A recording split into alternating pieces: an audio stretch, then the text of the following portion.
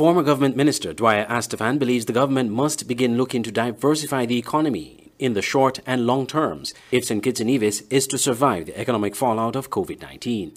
Mr. Astaphan, in an interview with SK Newsline, suggested that in the short term, the government should turn to the wealthy citizens under the Citizenship by Investment program to undertake new investments into the country in a bid to spur economic activity. St. Kitts and Nevis boasts among its list of citizens a number of globally powerful industrialists and thinkers, economic citizens. Were I in the position of the government, I would reach out to some of these people and invite them to form a think tank to come up with ways and means of helping the government lay the foundation for and expeditiously transform our economy. This is something that I would have done 6 months ago. Not just today, but if you didn't do it then, you can still do it now.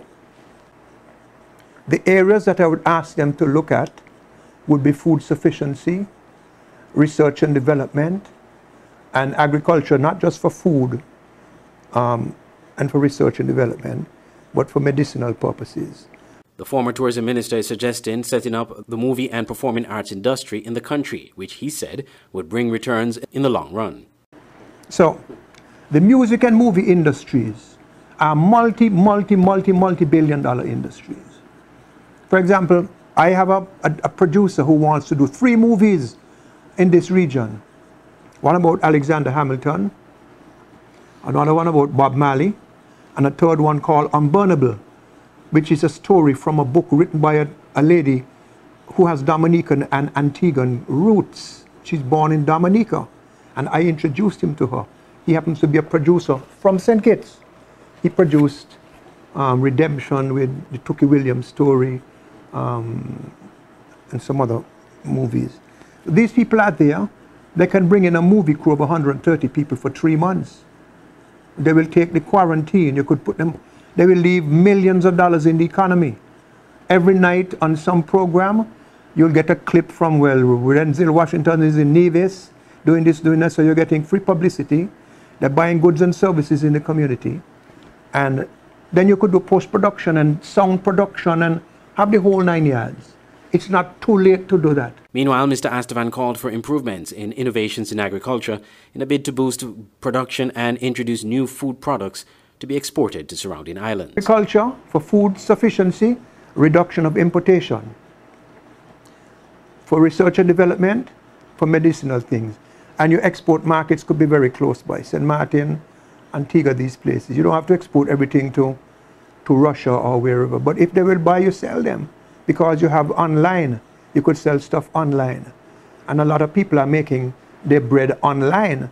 Which again, you order most of your stuff from Amazon, all of it online. You know, so we have to get online. We have to get in lockstep with what's happening.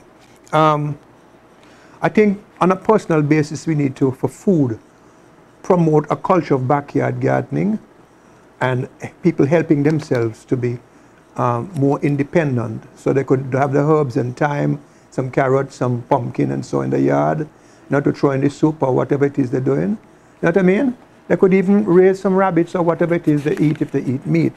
While not providing great details into the impact of COVID-19 on the economy, both Prime Minister Dr. Timothy Harris and Premier Mark Brantley have admitted that the economy has been negatively impacted by COVID-19.